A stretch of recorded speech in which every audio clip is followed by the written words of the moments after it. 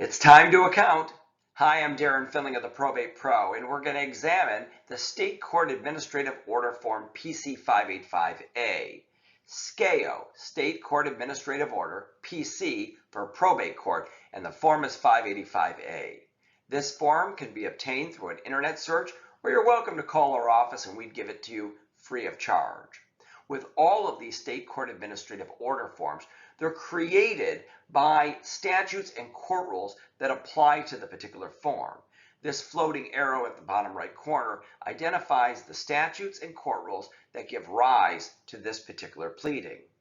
Now understand, when you're going to fill out any court form, we urge you to be with a competent, skilled probate practitioner and to understand the statutes and court rules. Now this form is the petition. It's not the account itself, which is covered in another form and another video. It is the request of the court to allow the account that is being submitted to the court. It can also be used in a variety of contexts. So for example, this same form can be used in a deceased probate estate. It can be used in a guardianship, a conservatorship, and a guardianship with a developmental disability, as well as a trust file. So it can be used in a variety of contexts in which you're asking the court to allow the account that has been submitted. The court rules provide that the account is required to be filed at least annually, although the court has discretion to both change the dates of the accounting as well as the frequency of the accounting, but typically it's the anniversary date from when the letters are issued. You generally have a 56-day window upon which to submit the account and ask and seek its approval. But again, not every account requires court approval. Sometimes you're just required to simply do the accounting. And there are times that you're required to seek court authority for the approval and allowance of that account. So again, depending on the circumstances, would dictate whether you'd use the petition form with the account. Work with your attorney to understand when those contexts are. Now, in this particular case, at the top left corner, you'd identify the county in which the probate or guardian or conservatorship matter is pending. Top right corner, the case number, and as you can see, it says petition to allow account. Now, also, you notice that there's a parentheses and an S in there, so it could be plural. It could be more than one account. So there are times that you may be asking the court to enter an account and a final account, or maybe multiple years accounts. Again, depending on the circumstances. The top section identifies in the matter of, that's simply the estate name, and then it identifies under section 1 that one or more accounts with the income and expenses and receipts are attached to the particular petition and that you're filing them with the court. Number 2, with most of these SCAO forms, there's a requirement that every time you fill it out, you have to identify if the interested parties and their respective addresses or representatives have changed and if they remain the same from the initial filing. So the court wants to keep track of people's addresses and to understand if there's been any changes. So most of the forms have this provision upon which you're required to update the court for any changes.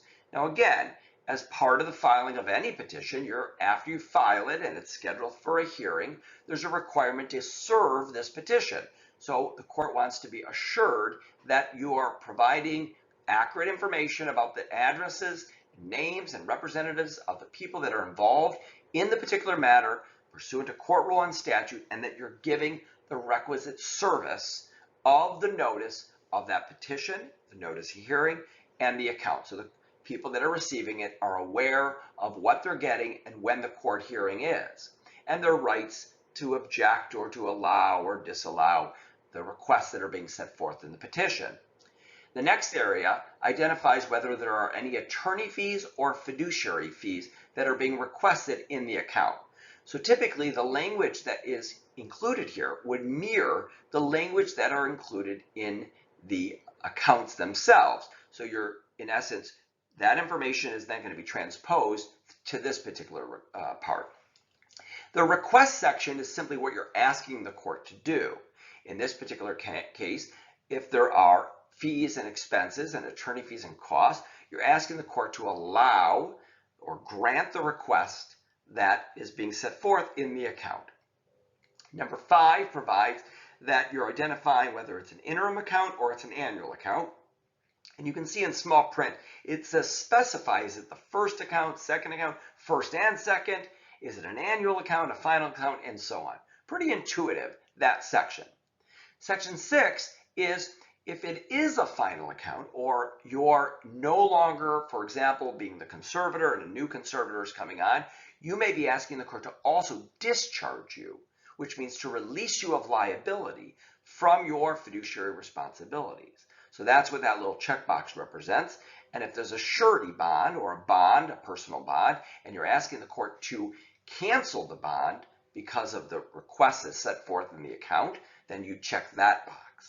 And then, of course, whether the estate is going to continue thereafter or whether it's going to be closed. So, for example, if it's a conservatorship and it's the final account and all the money is used and you're asking for everything to come to an end, you'd say close. On the other hand, if you're being replaced by a successor, it would be continued. So again, these are all the little nuances that you have to understand as you're working your way through the document to understand what you're asking the court to do. Below that is the penalty of perjury clause. And with all of the scale forms, there's a requirement to attest that the information as set forth in the petition is true to the best of your information, knowledge, and belief. So again, be careful. Make sure you've read this. Make sure you understand it. Make sure that you are signing your name with a recognition that it's done so under the penalty of perjury. So a space for the fiduciary to sign, and the fiduciary could be the personal representative, the conservator, the guardian, the trustee, depending on the circumstances, with their information and a date. And then if there's an attorney, the attorney's information. So again, this is a petition. It is also filed with the probate court with the requisite filing fee, which is $20, depending on if it's one account or multiples, but generally $20 for that petition. You're including with it other documents. And with all of these, again, we urge you to work with a skilled, competent probate practitioner to be assured that you understand how to navigate through this particular form and when to use it and how to use it, and to file it timely. Because remember, you're under particular requirements that if you fail to file in a timely manner, you put your fiduciary role at risk of suspension, delinquency, deficiency, a breach of your fiduciary duties. You could be removed, a special fiduciary could get appointed.